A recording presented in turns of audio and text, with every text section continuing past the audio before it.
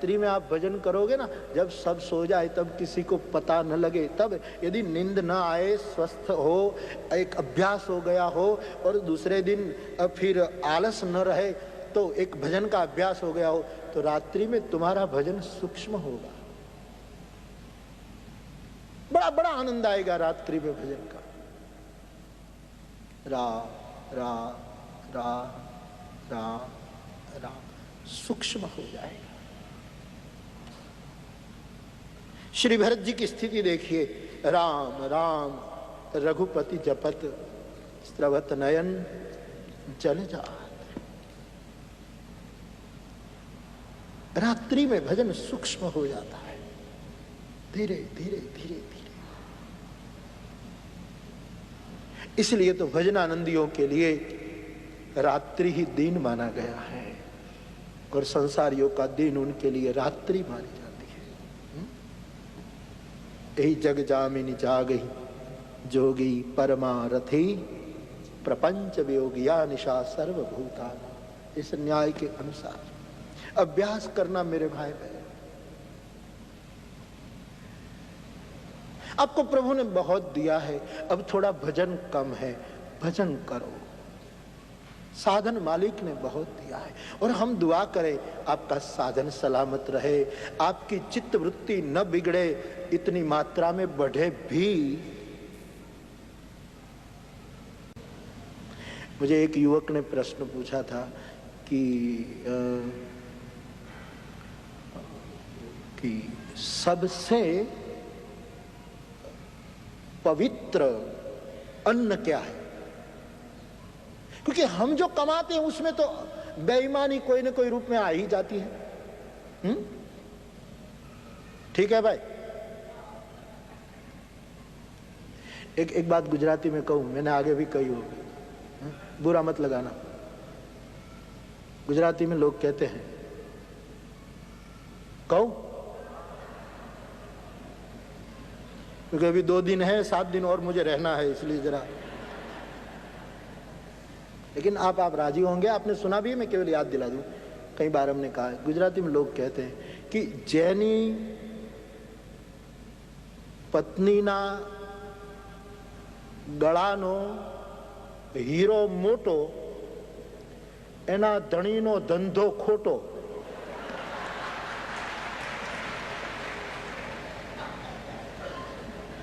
90% सत्य है।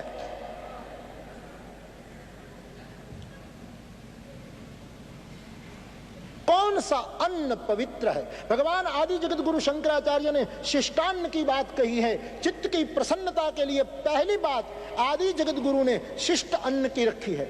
तुमको चित्त पवित्र रखना है तो तुम्हारा भोजन शिष्ट होना चाहिए, अप्रमाणिक पैसों का नहीं होना चाहिए। क्यों हमने चित्त की प्रसन्नता गंवा दी मेरे भाई बहन? पहला प्रहार जो आचार्य चरण ने, भगवान भाष्यकार ने जो किया है, शिष्टान्न पर उसने जोर दिया। तुम्हारा खुराक शिष्ट होना चाहिए। बहुत असर कर लेता है चित्तनी प्रसन्नता पर अनीति का अन्न।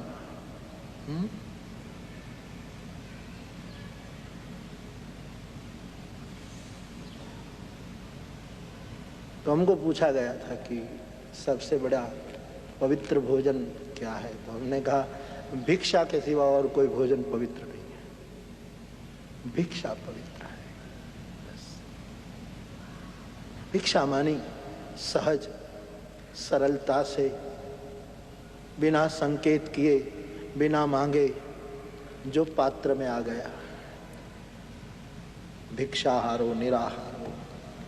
भिक्षा भाव थी जो भोजन करता है, हमारे देश के आचार्य लोग कहते हैं उसको रोज उपवास का फल मिलता है, रोज एकादशी का फल प्राप्त होता है, पुण्य अर्जित।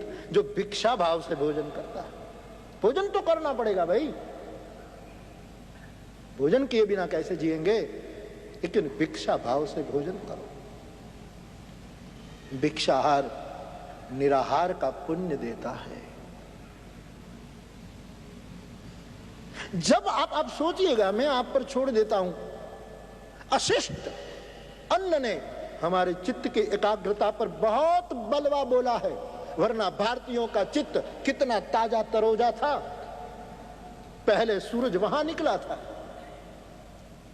पहले सूरज की किरणों ने इस पूर्व की सभ्यता को आलोकित की थी।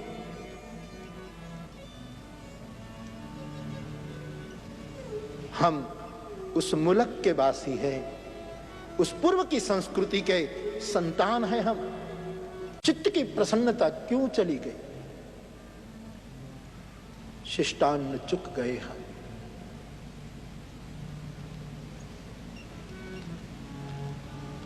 कहने का मेरा अभिप्राय ये है,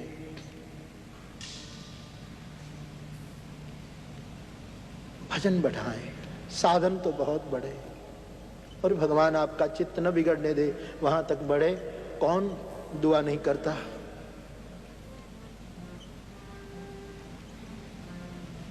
लेकिन भजन बढ़ाना मेरे भाई बहन, थोड़ा समय निकालना। बिना राम सुमिरन, बिना हरि नाम, बिना कृष्णाश्रय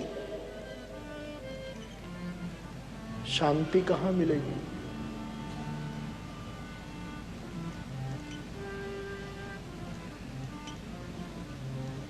क्रोधन छोड़ा, लोभन छोड़ा, तूने सत बचन क्यों छोड़ दिया? तूने राम भजन क्यों छोड़ दिया? रात्रि में, दिन में जब समय मिले, तो मैं केवल योगियों की चर्चा कर रहा, लेकिन हनुमान जी तो परम योगी हैं। कहने का अभिप्राय, रात्रि में भजन सूक्ष्म होता है, कोई डिस्टर्ब नहीं ना, कोई विक्षेप नहीं होगा ना। सब सोए हैं, विक्षेप करनारे सब तत्व सो गए, और ये तमोगुणी रैन तुम्हारे लिए सत्व गुण की वर्षा कर सकती है।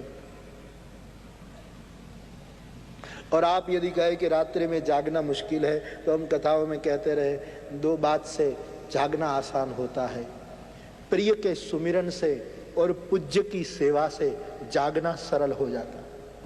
तुम्हारे जो प्रिय हो उनका सुमिरन करने से जागना। देखो, माँ को बेटा प्रिय है तो दूर बैठी बैठी जागती रहे, क्या करता होगा?